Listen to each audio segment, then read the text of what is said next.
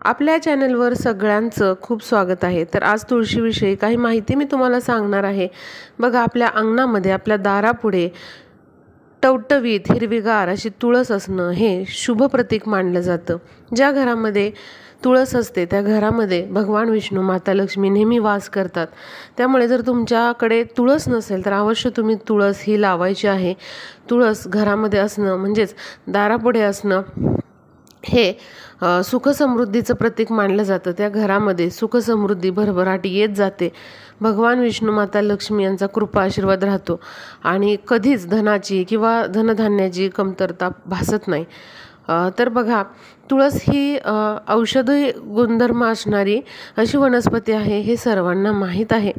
तुळस ही खाल्ली देखील जाते। भरपूर सारे शरीराला त्याचे फायदे असतात। पण बघा, जी आपली तुळस असते तिची आपण योग्य काळजी घेणं देखील तितकीच महत्त्वाचं आहे।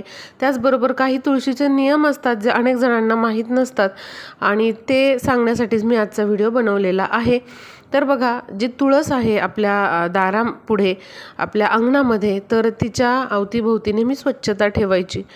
कधीच पसारा तुळशीच्या अवतीभोवती ठेवू नये। त्याचबरोबर दर गुरुवारी आपल्याला कच्च्या दुधामध्ये थोडीशी चिमूटभर हळद मिक्स करून असं दूध जे आहे ते चांदीच्या वाटीत घ्यायचे किंवा स्टीलच्या वाटीत घ्यायचे आणि असं दूध जे आहे ते तुळशीला अर्पण करायचं आहे। बघा, अशा दुधामध्ये हळद मिक्स केल्याने आणि असं दूध तुळशीला अर्पण केल्यामुळे आपला गुरुग्रह जो आहे तो अत्यंत मजबूत होतो आणि जे काही भौतिक सुख आपण म्हणतो, जे प्रत्येकालाच हवे असतात, ते मिळण्यास आपल्याला सुरुवात होते। किंवा धनप्राप्तीमध्ये जर तुमच्या अडचणी येत असतील तर त्या सर्व दूर होतात आणि हळूहळू तुमची प्रगती व्हायला देखील सुरुवात होते। असा हा प्रभावी उपाय आहे। तर दर गुरुवारी जर तुम्ही हा उपाय करायला सुरुवात केला तर तुमच्या आयुष्यामध्ये खूप चमत्कारिक बदल हे घडू शकतात। बघा, तुळशीसमोर आपण दिवा सकाळ संध्याकाळ हा लावला पाहिजे। पण शक्य नसेल तर संध्याकाळी तरी तुम्ही गाईच्या शुद्ध तुपाचा दिवा तुळशीसमोर लावायचा प्रयत्न करा। बघा, जेव्हा तुम्ही अशा प्रकारे तुळशीसमोर दिवा लावाल तेव्हा घरामध्ये सकारात्मक वातावरण निर्माण होईल, नकारात्मक ऊर्जा दूर होते आणि आपल्या घरामध्ये माता लक्ष्मीचा अखंड वास राहतो।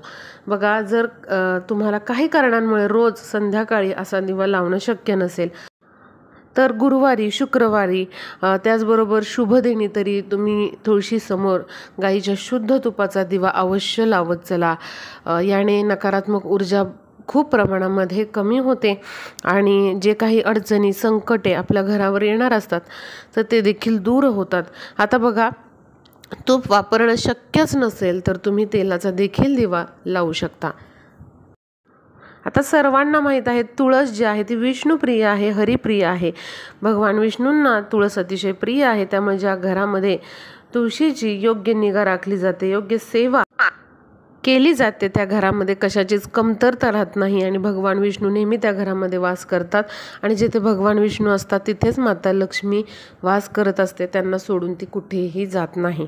त्यामुळे बघा, तुळशीची योग्य काळजी घ्या, तिची निगा राखा आणि त्याचबरोबर असे जे उपाय आहेत ते अवश्य तुम्ही ज्या त्या वारी करत चला। त्याचा तुम्हाला नक्कीच तुमच्या प्रगतीमध्ये खूप चांगला फायदा हा होतो। आता बघा, आपल्या अंगणामधली जी तुळस आहे ती टवटवीत, हिरवीगार, तजेलदार असावी असं प्रत्येकाला वाटतं आणि बघा, आपल्या अंगणातली तुळस ही तजेलदार, हिरवीगार ही असलीच पाहिजे। कारण जेव्हा तुळस ही सुकते तेव्हा भरपूर सारी नकारात्मक ऊर्जा आपल्या घरामध्ये साठलेली असते किंवा कुठलं तरी संकट आपल्या घरावर येणार आहे असा त्याचा अर्थ असतो। त्यामुळे जर तुळस सुकलेली असेल तर घाबरून जाऊ नका।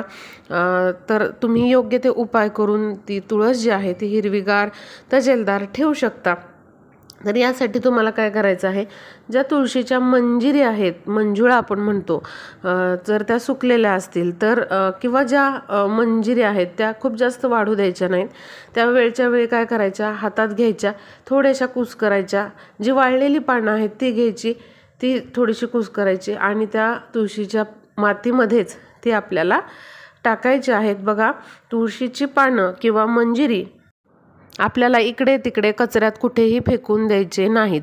तर त्या मंजिरी ज्या आहेत म्हणजेच मंजुळा आहेत किंवा जी सुकलेली पानं आहेत, जी पिवळी झालेली पानं आहेत, ती तुम्ही तुळशीच्याच मातीमध्ये टाकू शकता किंवा इतर जी झाडं आहेत तुमची रोपटी आहेत त्यांच्या मातीमध्ये देखील तुम्ही टाकू शकता. फक्त आपल्याला ते कचऱ्यामध्ये टाकायची नाहीत, कारण बघा तुळस जी आहे तिला माता लक्ष्मी समान मानलं जातं आणि अशा प्रकारे आपल्या लक्ष्मीचा अपमान आपल्याला करायचा नाही आहे. त्यामुळे ही जी पानं जी आहेत ते आपल्याला त्याच मातीमध्ये टाकायची आहेत. जो गुरुवार असतो तो भगवान विष्णूंना समर्पित असतो आणि या दिवशी आपल्याला भगवान विष्णूंची जेवढी सेवा करता येईल तितकी आपल्याला करायची आहे. भगवान विष्णूंना पिवळे फूल किंवा पिवळा रंग अतिशय प्रिय आहे. त्यामुळे गुरुवारच्या दिवशी मी आधीच सांगितलं, कच्च्या दुधामध्ये चिमूटभर हळद तुम्ही चांदीच्या वाटीतून किंवा स्टीलच्या वाटीतून तुळशीला अर्पण करायचे आहे. त्याचबरोबर तुम्हाला एखादे पिवळे फूल देखील तुळशीला आवर्जून अर्पण करायचे आहे. याने देखील तुमचा गुरुग्रह जो आहे तो मजबूत होतो. आता बघा, बऱ्याच वेळेला काय होतं, आपण भरपूर कष्ट करतो, खूप परिश्रम करतो, पण त्याचा फायदा आपल्याला काही होत नाही. कुठल्याही महत्त्वाच्या कामाला जाताना तुम्ही एक उपाय करू शकता. तुळशीच्या ज्या मंजिरी आहेत किंवा मंजुळा आहेत किंवा पानं आहेत, समजा वाळलेली पानं आहेत, वाळलेल्या काड्या आहेत, त्या देखील तुम्ही घेऊ शकता या उपायासाठी. वाळलेले नसतील पानं, काड्या, मंजिरी तर उन्हामध्ये तुम्ही वाळवून घ्या, त्याची पावडर करा, त्यामध्ये चंदन पावडर किंवा मग थोडीशी हळद मिक्स करा आणि अशी पावडर तुम्ही तयार करून एखाद्या डबीमध्ये ठेवा आणि एखाद्या महत्त्वाच्या कामाला जात असताना या पावडरचा टिळा तुम्ही मस्तकाला लावा. बघा, कोणत्याच कामामध्ये तुम्हाला अपयश मिळणार नाही, प्रत्येक कामामध्ये तुम्ही यशस्वी व्हाल. विद्यार्थी देखील हा उपाय करू शकता. परीक्षेला जाताना, इंटरव्ह्यूला जात असताना तुम्ही हा उपाय नक्की करा.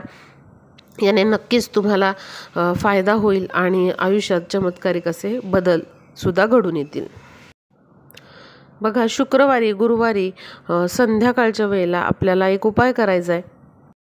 तर आपल्याला कापूर घ्यायचा आहे आणि 2 लवंगा घेऊन त्या तुळशीसमोर आपल्याला जाळायच्या आहेत, एखाद्या वाटीमध्ये, पणतीमध्ये घेऊन.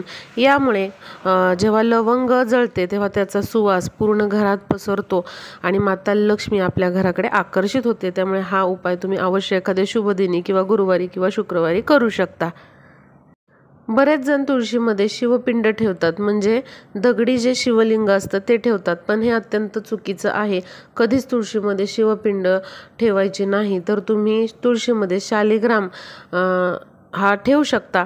एखाद्या शुभदिनी तुम्ही हा शालिग्राम आणून तुळशीमध्ये ठेवून त्याचीही तुम्ही रोज पूजा करू शकता. शालिग्राम म्हणजे साक्षात भगवान विष्णूंचं रूप असतं, त्यामुळे शालिग्राम तुम्ही अवश्य तुळशीमध्ये ठेवू शकता. गुरुवारी किंवा एखाद्या शुभदिनी तुम्ही गाय वासराची रांगोळी अवश्य तुळशीसमोर काढायची आहे. हे देखील आपल्या घरासाठी खूप शुभदायक असतं. किंवा तुम्ही गाय वासराची छोटीशी मूर्ती देखील तुमच्या तुळशीमध्ये ठेवू शकता. आता बघा, तुळस जी आहे ती कधीच भगवान विष्णूंना, गणपती बाप्पांना अर्पण करायची नाही. तुळस ही भगवान विष्णूंना अर्पण करायची. त्याचबरोबर श्रीरामाला आणि श्रीकृष्णाला तुम्ही तुळस ही अर्पण करू शकता. पण तुम्हाला भगवान शिव शंभो शंकरांना आणि गणपती बाप्पांना चुकूनही तुळस अर्पण करायची नाही. आता बघा, आपली तुळस टवटवीत, हिरवीगार, तजेलदार राहण्यासाठी तुम्ही एक उपाय करू शकता. 2 ते 3 दिवसांनी आंबट दही घ्यायचं आहे आणि थोड्याशा पाण्यामध्ये हे आंबट दही मिक्स करून तुम्हाला असं पाणी तुळशीला अर्पण करायचं आहे. यामुळे देखील तुमची तुळस जी आहे ती टवटवीत, हिरवीगार राहण्यास मदत होते.